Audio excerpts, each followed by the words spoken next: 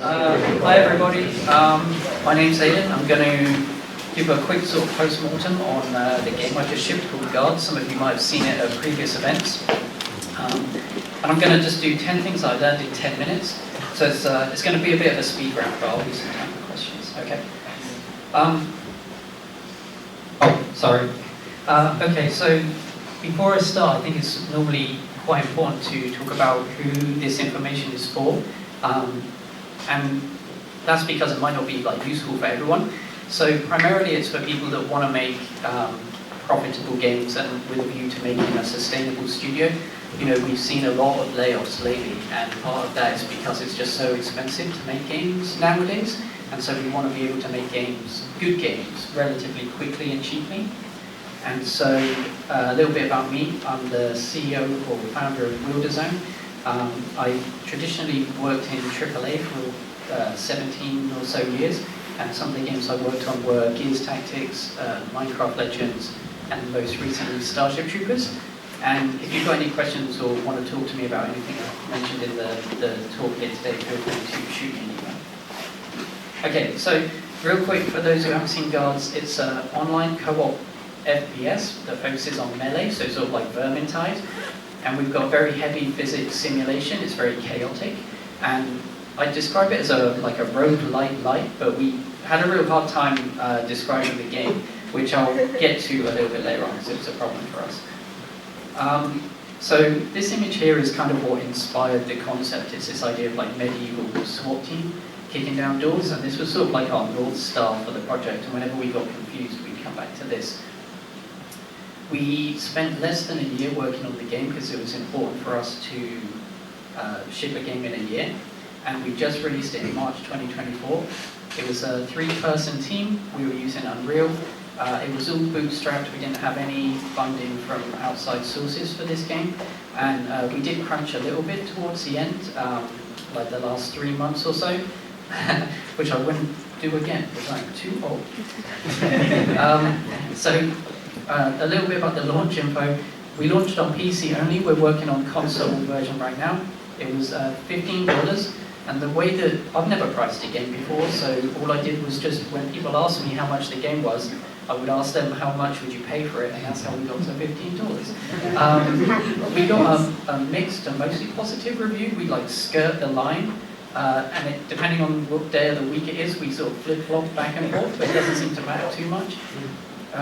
We sold about 10,000 units in the first week, and we're around in the top sort of 1,000-ish most wishlisted games on Steam before launch.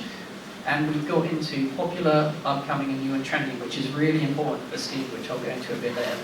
And this is, I don't know if any of them are here, but the Brew Barons were kind of like our nemesis. They don't know it yet. They came this close to bumping us out of new and trending on our launch week, and I was like, Brew Barons? Alright, so the first thing is market fit is more important than quality. And I guess I've got the dubious benefit of having a lot of friends who have spent a long time really pouring their heart and soul into games and not making money, and them not being profitable. And so we sort of took a bit of a different approach, was to focus on building stuff that people want and then prioritize quality sort of secondary. And this is my favorite review because the guy says, it feels like they did the bare minimum to bring it to market and it's really janky. And I'm like, yeah, that's exactly what we did. So I'm going to frame that. It's better to have people hate your game than be indifferent on your game. If people hate your game, you know you're onto a winner because that means someone must love it. So don't worry about trying to make everyone happy. Just focus on doing something for a small group of people. And we sort of set out to make it, we called it streamer bait, but we were like, oh, will people get real mad and show it on YouTube? And that kind of worked to an extent, and I'll talk a bit about that later. So number 2 is social media is kind of a waste of time. And as some of you are aware, the biggest challenge to making a game nowadays is discoverability and visibility on your game. It doesn't matter how good it is, there's a lot of stuff out there. And so we were quite lucky, again, because we kind of made this game with YouTubers in mind, And we ended up getting over 1 million organic views. We didn't pay for any views. I emailed a bunch of YouTubers, but most of it was organic. And it doesn't convert to wish lists, it doesn't convert to sales. So just be very wary of views and other metrics. My advice would be, if you're starting out, just pick one channel. Don't worry about trying to do all 5, like Reddit, Twitter, blah, blah, blah. Just pick one, and if I had to pick one, I'd pick Reddit, because it's the most eyeballs on your game for the least amount of work. And the other thing would be to start treating Steam like a social network. Don't think of it like a store, think of it like a social network. Number 3 is the capsule art's the most important thing. So the capsule art for guards ended up getting a 49% click-through rate, which is 1 out of every 2 people that saw it would click the button, which is what you want. And it's not particularly accurate to what the game is. There's only one guy. The graphics aren't the gameplay graphics, but it doesn't really matter. And if you're going to spend money on something, spend it on capsule art.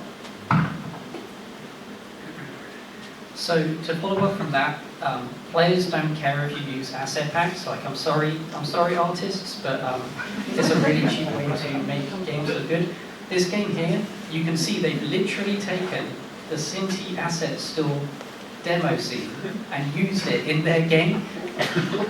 They made $1.2 million with that. It's basically plagiarism, but the players don't care. Obviously, they've sold a lot of copies. And so, number 5 is no one cares about your game yet, and it's harsh, but it's so true. It feels like screaming into the void, and it's genuinely the hardest part about shipping a game. There's so many awesome games, you're literally starting from zero, and unless you've got a best-in-class game or an IP, or you have an established track record, you have to just grind it out. And some days you want to give up, but just keep doing it every day, like banging a drum. And the number 1 thing you can do to get people interested is get it into their hands as soon as possible. So right, yeah. So I'm a massive hypocrite because 2 weeks before the game came out, I was talking about Helldivers. I was like, oh, I'm not going to buy it because I don't like what they do with cosmetics. And then we added cosmetics to our game, and it was like a day's worth of work, and it's increased our revenue by 10%. And I thought no one's going to buy it, but it's got a 20% attach rate, which is way, way higher than I anticipated. And so I think just don't be scummy about it. Try and position it as a supporter pack, and make it clear that they're helping you, the dev team. Don't do this. Don't try and fleece people for $70.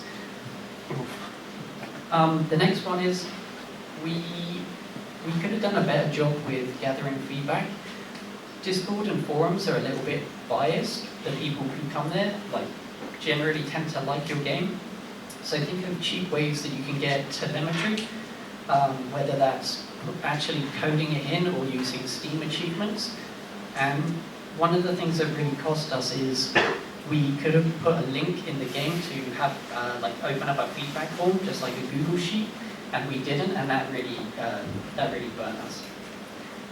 So number 8 is the positioning of your game, super important. Earlier when I said it was like a roguelike light, we just didn't have the language to talk about our game.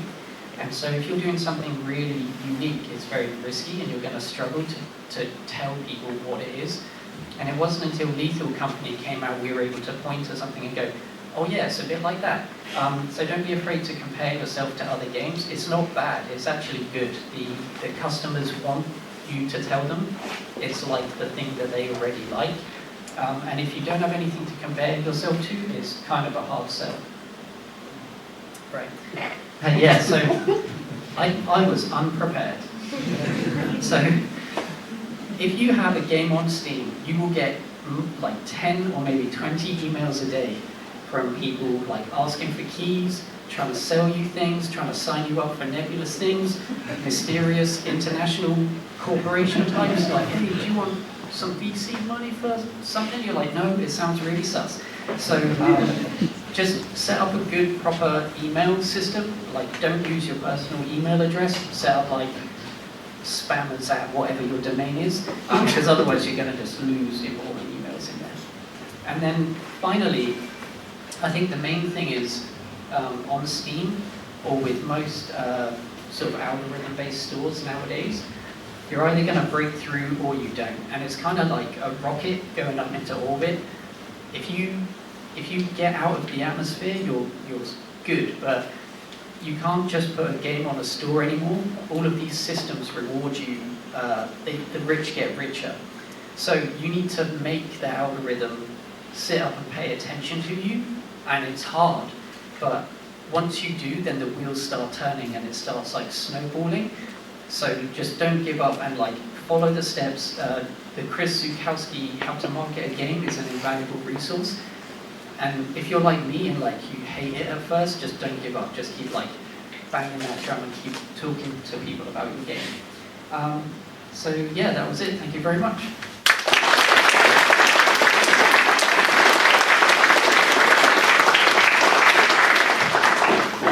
Yes, we have some questions. I'll start us off. When you were emailing YouTubers, how many of them actually responded and played your game? Yeah, so the question was how many of the YouTubers that we emailed responded and played the game. I took a pretty targeted approach, so I think we had about 150 people that I thought would be actually likely to play our game. And I think like 5 replied. But we got very lucky with some a lot of big people found it organically through the Steam demos. Okay. And so that's why I'm saying like get a demo, because YouTubers are looking for the hot new thing, and if you haven't got a demo, then they can't see it. Yeah. I was wondering if you could please speak to a little more detail regarding treating Steam like a social network. What do you mean by that?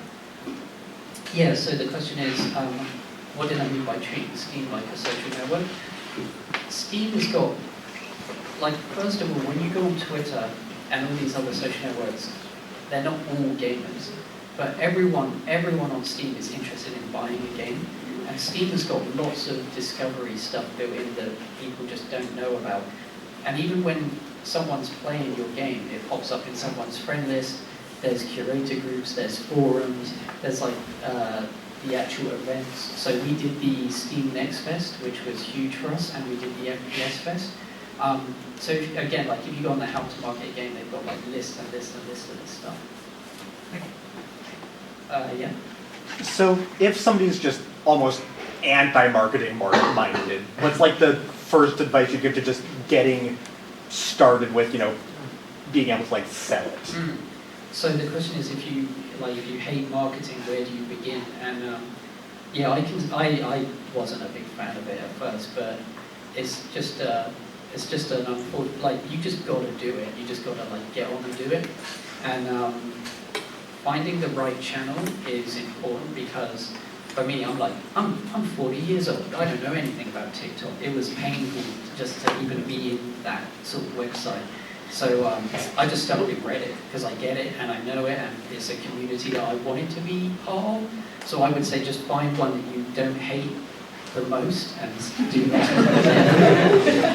We got time for one more, but you can always grab me afterwards if you want to chat.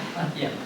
Yeah, hi. I was just wondering, did your game ever start as a demo or an early access? Because I heard that a lot of people on Steam who release a game on Steam really recommend that for some reason. I don't know. So the question was, did we do early access? And we didn't, but the reason for that is just purely our constraints. We as developers, we didn't want to make promises that we couldn't keep, and so with early access, people are like, oh, can you add vehicles? Can you add, guns and all this stuff? And we couldn't put our hand on our heart and say yes, because if the game flopped, then we would have lied. So we were like, we'll do the best we can, and we'll charge what we think is fair. But yeah, early access is a good way to go. Thank you. Cool. All right, thank you very much.